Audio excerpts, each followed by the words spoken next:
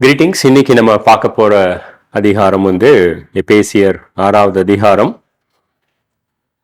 நம்மளுடைய போராட்டங்கள், ஆவிக்குரிய போராட்டங்களுக்கு கர்த்தருடைய ஆலோசனை, கர்த்தருடைய வார்த்தை.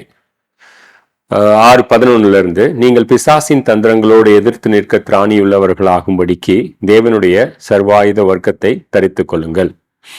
6:10 என் சகோதரரே, கர்த்தரிலும் அவருடைய சத்துவத்தின் வல்லமையிலும் பலப்படுங்கள். கர்த்தர்ட்ட இருந்து இந்த ஆவிக்குரிய போராட்டத்தை சந்திக்கிறதுக்கு 2 கட்டளைகள். முதலாவது, நாம் கர்த்தருடைய சத்துவத்தின் வல்லமையில் பலப்பட வேண்டும். இது நம்முடைய பலத்தினால் போராடக்கூடிய போராட்டம் அல்ல. இரண்டாவது, நாம் தேவனுடைய சர்வாயுத வர்க்கத்தை தரித்து கொள்ள வேண்டும். வேறு எந்த ஆயுதங்களினாலும் நாம் எதிரியை எதிர்த்து நிற்க முடியாது. இந்த 2 கட்டளைகளுக்குரிய காரணம் என்ன அப்படின்னு பார்த்தீங்கன்னா, நம்மளுடைய எதிரியினுடைய குணாதிசயம், அவன் எப்படிப்பட்டவன் அப்படின்றத வந்து கர்த்தர் 4 குறிப்புகளை கொண்டு சொல்றார். முதலாவது குறிப்பு என்னன்னு கேட்டீங்கன்னா, தந்திரமானவன். 6:11 பிசாசின் தந்திரங்களுக்கு எதிர்த்து நிற்கும்படி. ஒரு சில சமயம் தந்திரமானவங்களை எதிர்த்து நிற்கிறதுக்கு நமக்கு ஒரு திறமை வேணும். ஏன்னா அவங்களுடைய தந்திரம் வந்து நம்மளை ரொம்ப ஆச்சரியப்படத்தக்க வகையில் இருக்கும்.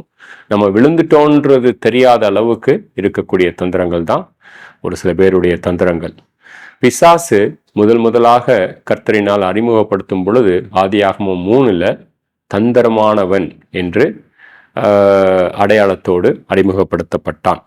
இரண்டாவது என்னன்னா, நம்மளுடைய எதிரி கண்ணுக்கு தெரியக்கூடியவன் அல்ல.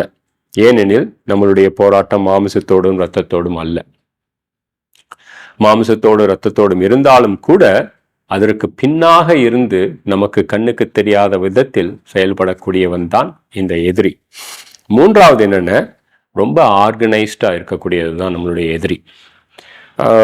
துரைத்தனங்கள் அப்படின்றது வந்து ஆளுகைத்தன்மையை கொண்ட எதிரி. அதிகாரங்கள் அப்படின்றது வந்து ஒரு குறிப்பிட்ட ஏரியாவில், ஒரு குறிப்பிட்ட பகுதியில், ஒரு குறிப்பிட்ட இடத்துல செயல்படக்கூடியவன். இப்பிரபஞ்சத்தின் அந்தகார லோகாதிபதி. பிரபஞ்சத்துக்கு அந்தகாரம்ன்றது வந்து அவங்கள இருளில் ஆழ்த்துறதுக்கு செயல்படக்கூடிய ஒரு நபர் தான் நம்மளுடைய எதிரி. கடைசியாக வான மண்டலங்களில் பொல்லாத ஆவிகளின் சேனை. இந்த இடத்துல ஆவிகளின் சேனை அப்படின்றது வந்து உலகத்துக்கு மாத்திரமல்ல, சபைக்கு எதிராகவும் ஆவிக்குரிய ரீதியில் ஒவ்வொரு விசுவாசிக்கு எதிராகவும் வான மண்டலங்களிலிருந்து செயல்படக்கூடியவன் தான் இந்த எதிரி.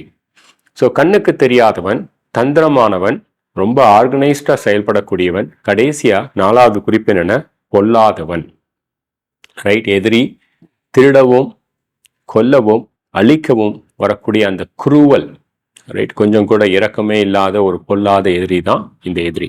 இந்த 4 குறிப்புகளின் நிமித்தமாக கர்த்தர் நம்மை அவருடைய வல்லமையின் சத்துவத்தில் பலப்படும்படியாகவும் அவருடைய சர்வாயுத வர்க்கத்தை தரித்து கொண்டவர்களாக இருக்கும்படி நமக்கு கட்டளையிடுறாரு. அந்த ஆயுத வர்க்கம் தான் வந்து அதுக்கு அடுத்த வசனங்கள்ல பவுலினால் குறிப்பிடப்பட்டிருக்கிறது. சத்தியம் என்னும் கச்சை, மன உறுதி. இதுதான் சத்தியம் என்கிற அந்த மன உறுதி. 2வது, நீதி என்னும் மார்க்கவசம். கர்த்தர் நமக்கு இலவசமாக ரட்சிப்பின் போது கொடுத்த அந்த நீதிமான்கள் நாம். நம்மளுக்கு எதிராக ஆக்கினை தீர்ப்பு வரும் பொழுது நமக்கு கர்த்தர் கொடுத்திருந்த நீதியோடு செயல்பட வேண்டும்.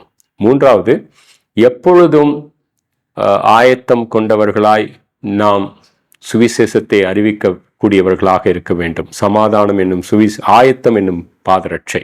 4வது, விசுவாசம். அந்த விசுவாசத்துல ஆட்டம் காணாதபடிக்கு கர்த்தருடைய வார்த்தையில் பலப்பட்டவர்களாக அக்னியாஸ்திரங்களுக்கு எதிராக இருக்கக்கூடிய அந்த விசுவாசம் என்னும் கேடகம்.